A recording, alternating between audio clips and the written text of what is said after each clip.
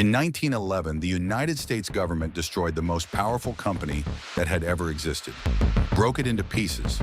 It was meant to punish one man. Instead, it made him the richest human being who ever lived. Within 2 years, his fortune didn't shrink, it nearly tripled. The breakup that was supposed to end John D. Rockefeller made him America's first billionaire. This is the story of how one man seized control of the light in every American home, and how the harder they tried to stop him, the richer he became. To understand the man, start with his father. William Rockefeller, Big Bill, was a traveling salesman who peddled fake cures for cancer out of the back of a wagon. A bigamist and a con artist who once boasted that he cheated his own sons every chance he got just to make them sharp. John was his opposite in every way. Quiet, watchful, and cold as ice. John kept a ledger of every penny he ever spent. A devout Baptist, he gave away part of his very first paycheck at 16 and read his Bible on his knees. Money to him was never for spending, it was for control. In 1863 in Cleveland, Ohio, the 23-year-old bookkeeper put his savings into a new and filthy business, refining crude oil into kerosene, the fuel that lit America's lamps. 2 years later, he and his partners fought for control and settled it with an auction. Rockefeller bid everything he had, $72,000, and won. He later called it the day that determined my career. On January 10, 1870, he incorporated a company with a name chosen to promise the one thing the chaotic oil business never had: Standard Oil. At the start, it controlled about 10% of American refining. Rockefeller wanted all of it. The oil industry of the 1870s was a frenzy. Hundreds of small refiners, wild booms and busts, prices swinging violently. Everyone else saw chaos. Rockefeller saw a business waiting to be owned, and he had found the pressure point no one else understood: the railroads. Every barrel of oil had to move by rail. Rockefeller shipped more than anyone, so he went to the railroads and demanded secret discounts, called rebates, that none of his competitors could get. Already he was paying less than his rivals to ship the exact same product. But the rebate was only the beginning. In 1872, he engineered something far darker. A secret arrangement in which the railroads didn't just give him a discount, they paid him a cut on every barrel his competitors shipped. Read that again. When a rival refiner sent his oil to market, part of what he paid went straight into Rockefeller's pocket. His enemies were now funding the very man trying to destroy them. The scheme had a name: the South Improvement Company. And here is the strangest part: it never shipped a single barrel of oil.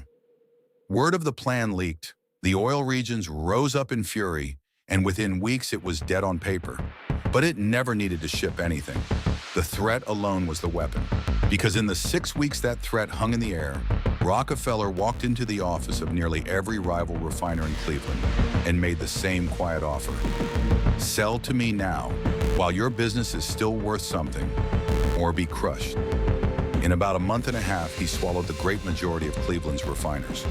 Oil men would call it the Cleveland Massacre. A few tried to fight.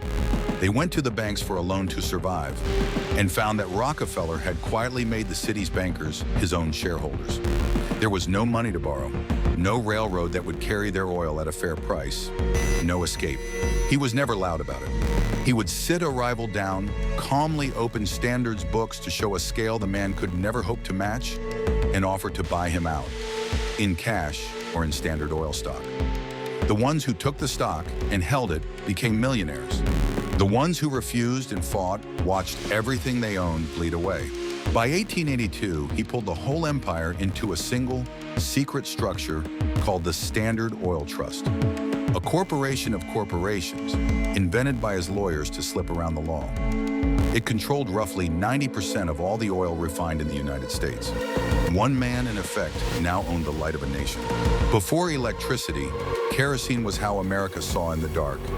In nearly every home, on every farm, the lamp on the table burned Rockefeller's oil.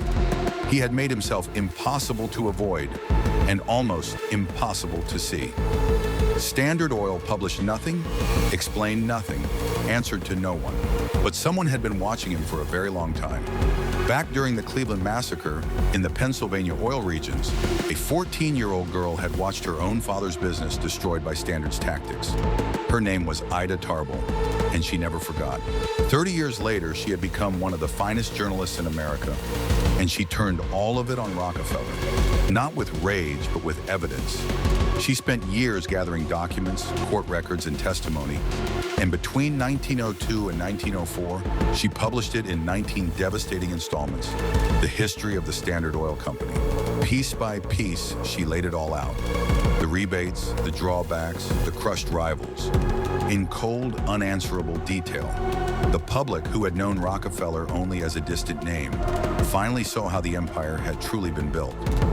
President Theodore Roosevelt gave her kind of journalism a name, muckraking, and the muck she raked buried Standard Oil's reputation.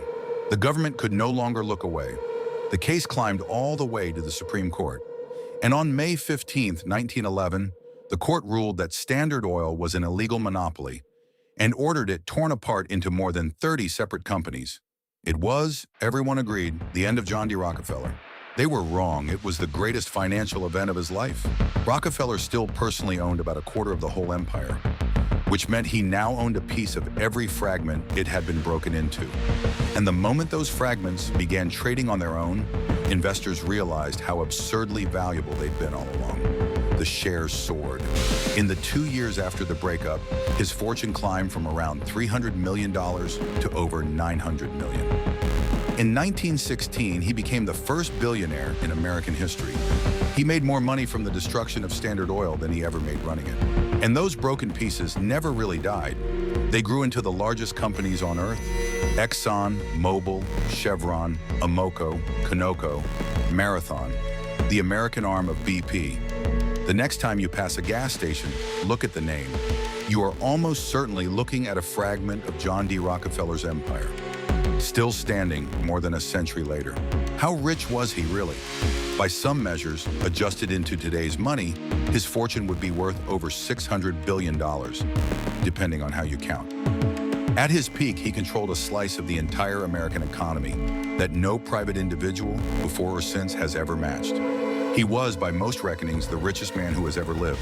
A man that powerful and that hated needed something money couldn't buy: to be loved.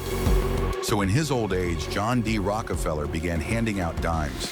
Shiny new dimes to strangers on the street, nickels to children, wherever he went. A frail, smiling old man giving away coins. It was not entirely an accident. The Rockefellers had hired a man named Ivy Lee, remembered today as a father of modern public relations, when the family's own coal operation in Colorado became the scene of a deadly massacre, striking miners and their wives and children killed. It was Lee who set to work rebuilding the name, softening the ruthless monopolist into a kindly old philanthropist handing dimes to the poor. And the giving was real. Over his lifetime, Rockefeller gave away around $500 million, founding the University of Chicago, funding medical research that helped wipe out deadly diseases, building institutions that still carry his name today. Whether it was conscience or faith or the finest reputation laundering in history is a question you can decide for yourself. He died in 1937 at the age of 97, and the campaign had worked. By the end, more Americans remembered the kindly old man and his dimes than the ruthless machine that had crushed 1,000 rivals to build the greatest fortune in the history of the world. That's the file on John D. Rockefeller. He is proof of something uncomfortable, that the line between the man who builds the modern world and the man who preys on it can be almost invisible, and that a fortune large enough can buy not just power, but the way history itself remembers you. Every empire leaves a file. This was file number 03. If you want to see which one we open next, subscribe, because the bigger they build it, the darker the story underneath.